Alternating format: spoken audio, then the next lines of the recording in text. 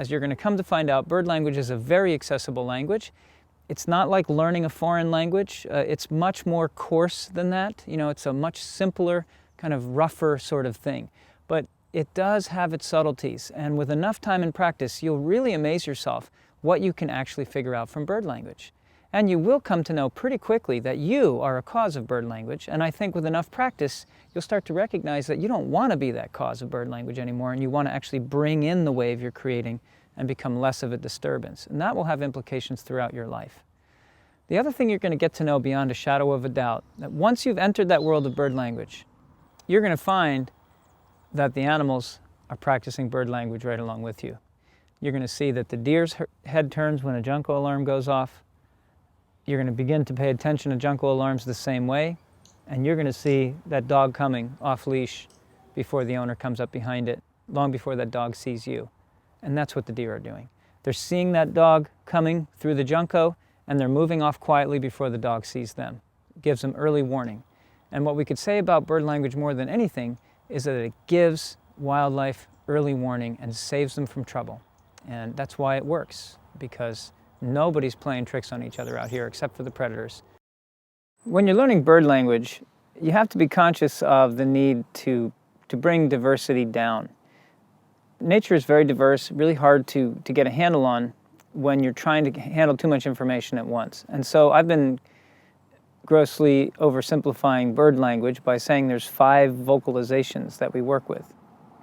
It is an oversimplification to say that because, for instance, song has so many different expressions. You know, really, people who are experts on song will tell you that some birds have 20 different songs they sing for different reasons.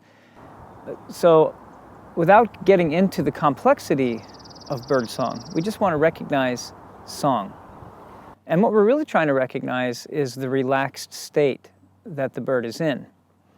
And so ultimately, when we say 5 voices of the birds, we're really looking for a lens to look at all this complex bird behavior that's going on around us to identify a couple of patterns.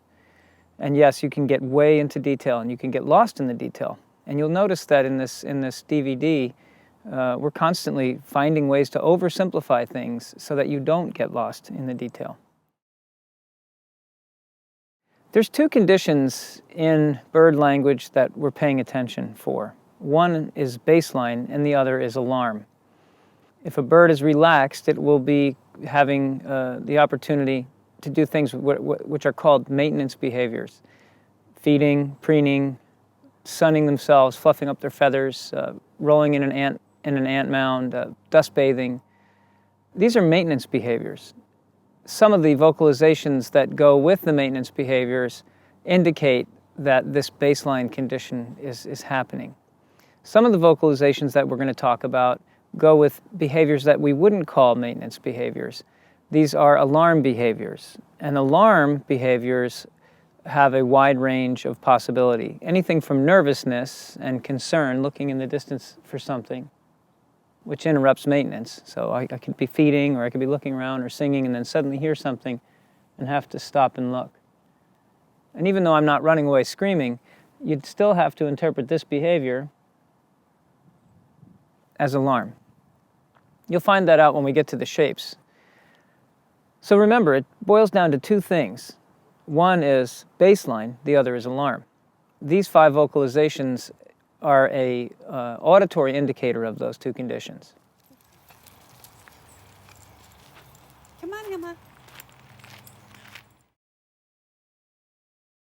The first vocalization that we commonly refer to as song.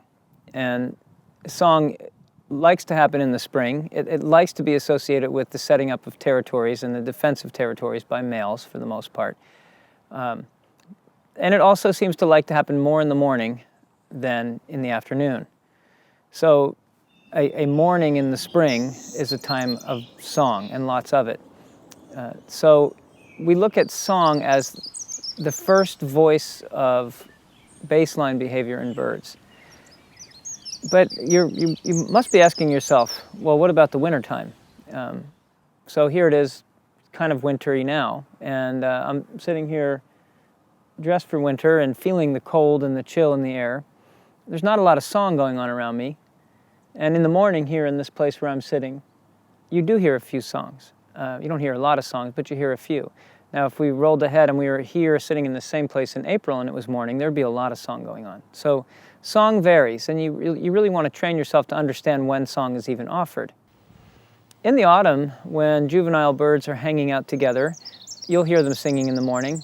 They're practicing their songs. But the bottom line here is that song is usually offered when birds are feeling comfortable.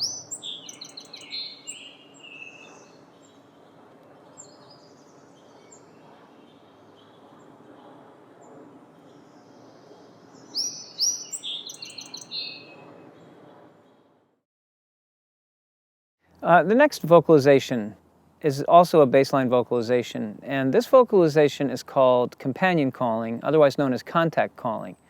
And it just boils down to two birds staying in touch with each other, for instance, a male and a female cardinal, letting out little sounds as they're feeding together. And if you can hear them, and I don't know how much this microphone is picking up, there's companion calls going on all around me right now. There's several different species feeding down in the thicket down below here. And they're just talking to each other. You know, a little high-pitched sound here answered by another high-pitched sound on the other side. So two individuals talking back and forth. Little groups of quail moving through the underbrush. They make these little calls as they move along.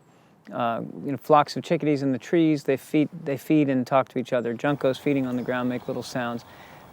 Contact calls are companion calls, and an indication that things are okay. Because if they're feeding and they're contacting each other with these little short vocalizations, often subtle, you know things are all right.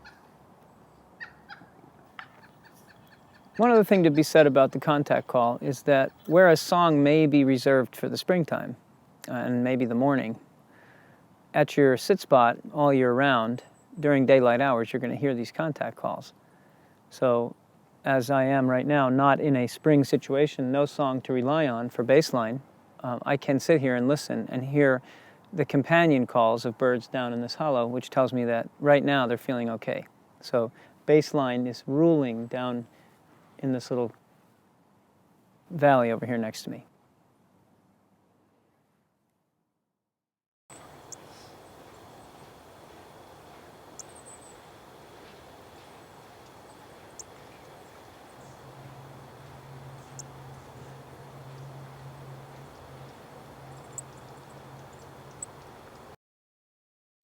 The third baseline call, vocalization, is called territorial aggression. When you're new to bird language, you can easily interpret territorial aggression as alarm. And you've no doubt seen it and heard it, and it's made your head turn. Even if you're a beginner to bird language, you've definitely heard birds tussling, turned your head to look to see what was going on, because it sounded like someone was getting murdered over there. And really, maybe it's two male robins fighting it out. Maybe it's a female robin driving a jay off of the nesting territory. But whatever it is, it's basically a territorial thing. These birds are defending their territory, or they're defending the bird feeder, but they're chasing others of their kind or others who share the same niche or who may be some kind of an annoyance or threat to the nesting area, chasing them away. You hear a loud call. You definitely usually hear wing flapping, wing slapping, and some high-pitched aggressive sounds. How do you know it's not an alarm? That's the thing you really want to be asking with respect to territorial aggression. The way we tell it's not an alarm is that two robins fighting over territory doesn't really upset the song sparrow right over here too much. You know, the song sparrow was feeding and hopping up and giving a little companion call, feeding some more, companion calling. That just keeps going on uninterrupted. So you may be at your sit spot, and over here the two robins are just 20 feet over there and they're fighting with each other. You turn your head because you think there's an alarm. There must be a hawk or a cat or something coming. But you look over here and it's baseline right over here. That's how you tell. And usually you'll see. You know, you can see the female robin and you know her nest is over here, and you see the way she's acting, chasing other birds out of her territory. Or you see this male chasing that other male over there. So you pay attention, you'll be able to figure out what territorial aggression is compared to a true alarm.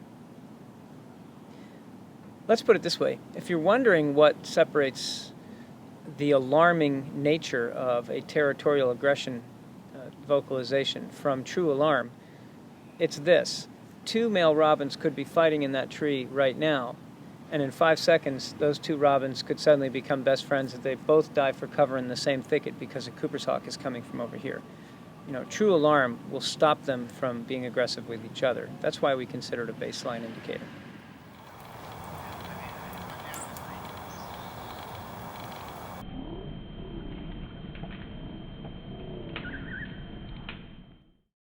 This fourth vocalization is basically on the border between alarm and baseline. And I say that because the whole landscape could be in total alarm. In other words, everyone's stopped making sounds. You hear alarm calls in the distance. Clearly a Cooper's hawk is nearby, but right over here there's a couple of juvenile robins begging.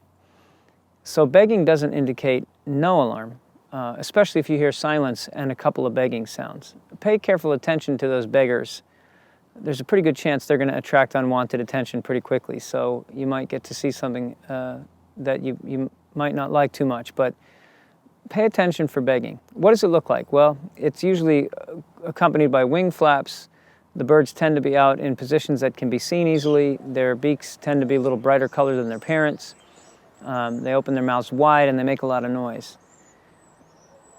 You would think that if a bird with wisdom wouldn't beg if there was danger around, but that just shows you that young birds haven't quite caught on to the pattern that their parents have. And sometimes, literally, alarms will go off and the little ones will keep begging. And their parents have to be insistent to get them to stop. And sometimes successfully, sometimes unsuccessfully. So begging is on that border between alarm and baseline. So look around to see what else is going on while you're hearing the begging, and that's how you'll know. But the reason I put begging on that alarm border is because it sounds a little alarming. If you've ever been around it, it's very irritating. It sometimes can really get almost your diaphragm feeling uncomfortable.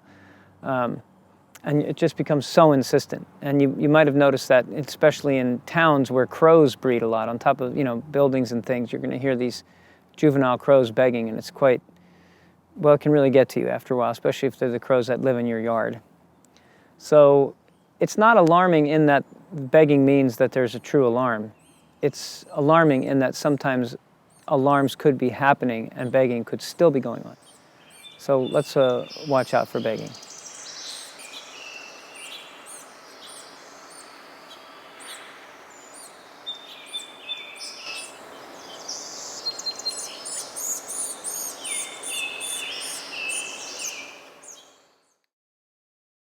The last vocalization crosses the line into alarm itself, because that is the fifth vocalization, it's alarm. When you don't hear companion calls, when you don't hear song, when you don't hear males being aggressive with each other where you did 5 minutes ago, and there's no sound of begging, or maybe there's a couple of birds begging over here in the thicket, and the whole place gets silent, that's an alarm. Also an alarm is a bird screaming and diving for cover. These are two extremes. So a bird screaming and diving for cover might be trying to make a quick getaway from a quickly approaching hawk that specializes in hunting birds, like a sharp-shinned or a Cooper's hawk. So you can see that the alarm behavior can stretch from silence to what we call the death cry, meaning at the very last minute I've been surprised and I'm very much in danger and I have to make a quick getaway. The way these 5 voices introduce the shapes of alarm is to really basically create a context for you. And if you have 20 or 30 people sharing a meadow or the edge of a forest to do a bird sit, and they're bringing in information according to those 5 patterns that I just gave you, you will see that these patterns literally define shapes on the landscape. You will literally see that a cat moving over here creates a concentrated, localized alarm, which includes scolding the cat, because the birds who are safe from the cat can safely mob the cat. You'll see that a Cooper's hawk moving on the landscape, even at 100 yards away, gives clear indications way over here that that's actually happening. And you can see the edge of the alarm that hawk is creating. On the very edge of the alarm, you see shapes such as sentinel, where a bird is parked and looking towards where the Cooper's hawk is, and everything behind that sentinel is in baseline. So you'll learn to make use of these various 5 voices and baseline behaviors versus alarm behaviors when we get into the shapes of alarm next.